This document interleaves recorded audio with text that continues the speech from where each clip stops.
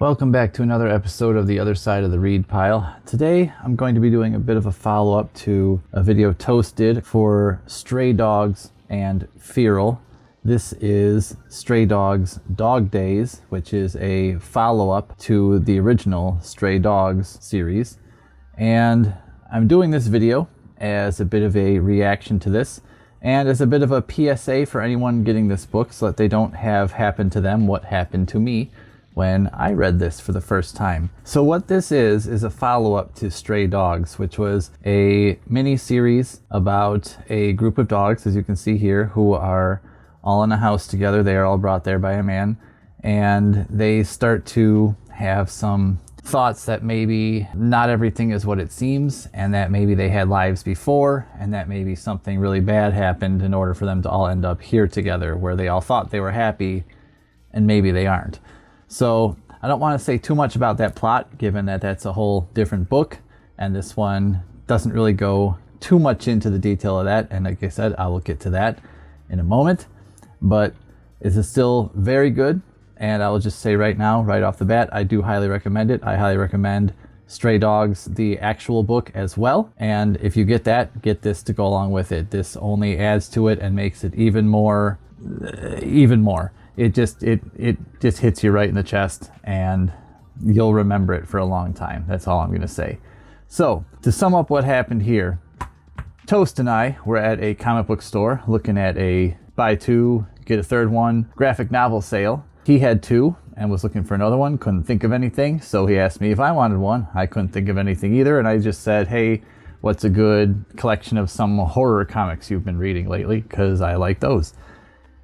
Him and Berg walked around, looked around for a little bit, and he came back with this and gave me this and said, hey, remember this? You said you wanted to read that. And I said, oh yeah, Stray Dogs. That video was awesome. I wanted to read that really bad. And he's like, here you go. So I got this from Toast. The only problem is both Toast and myself thought that this was Stray Dogs, not Stray Dogs Dog Days. So I read this and got to the end and sort of felt like a crazy person. Because what this is short little stories about each one of these dogs and how they ended up at this house and what their lives were before they got to the house and how that ties into maybe what their current behaviors are when they're here. When Sophie, the main character in Stray Dogs, comes to this house. A lot of these dogs have some sort of learned behaviors. They think things are one way when they're really a different way. And a bunch of events start to occur that remind them of the fact that maybe things aren't what they seem. Now, like I said, I don't want to show too much of this because there are some things in here that might give away kind of what's going on. The art is fantastic. It almost looks like a Don Bluth movie sometimes. So it's very much like All Dogs Go to Heaven, but also with a very adult sort of a horror story happening. At the same time. And I think that's part of the reason why this art was used, because it just makes the actual subject matter that much more jarring and memorable, to be honest. This is one that's not going to leave me for a while. And God forbid it ever gets made into a movie, even though it was apparently optioned in 2020. It's now 2024, so who knows when or even if that will happen. But if it does and it's animated, oh man, it'll be a rated R picture for sure. Like, it'll almost have to be. Anyway, this story, as I mentioned, because it's all these extra little parts, you only see bits and pieces of what's going on outside and around the actual story of Stray Dogs. So that's what I meant when I got to the end of this. I felt like a crazy person. There was enough in here to give the gist of the main story and for you to kind of guess what was going on. But it felt like they told a story with this book without actually telling the story. And the only way I think anyone would ever be able to experience that is if they got both books and read this one first. I wouldn't necessarily recommend doing that, but I mean, I got to the point where I thought I hadn't realized this was Dog Days yet, and I was starting to think I'm going to go back through this and start to put these in order because the dogs' stories aren't in order. Some of their names are clues to that. Some of the posters have dates on them. That's a clue to it. Some of the backgrounds, you can see the seasons outside. That's a clue to it. Some of the flashbacks actually show the dog growing from puppy to old age. That's, you know, how in-depth some of these go. Some of them are only a couple pages. Some of them are more than a couple pages. I highly recommend it. I'll keep saying that over and over again. But after that, I saw Dog Days. I looked it up on the internet and figured out my mistake. Talked to Toast, and he was, of course, like, oh, that's not what I meant at all. You were supposed to get the other book. So then I got the other book and read that as well. Both highly recommended, but read the other one first. So that is my PSA for today.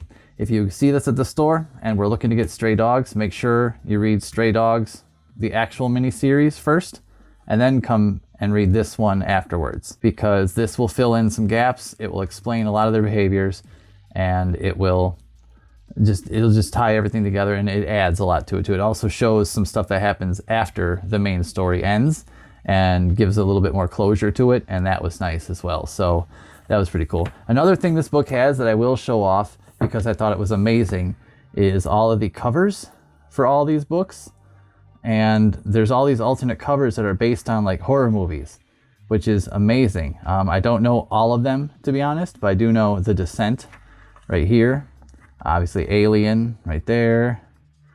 I mean, look at, there's all these crazy movies. The Ring, Paranormal Activity. These things are so amazing. Gremlins, Stranger Things or whatever. Yeah, I think that's Stranger Things probably. I mean, this is just so cool. I think this is like Balto or something, but made to look insane.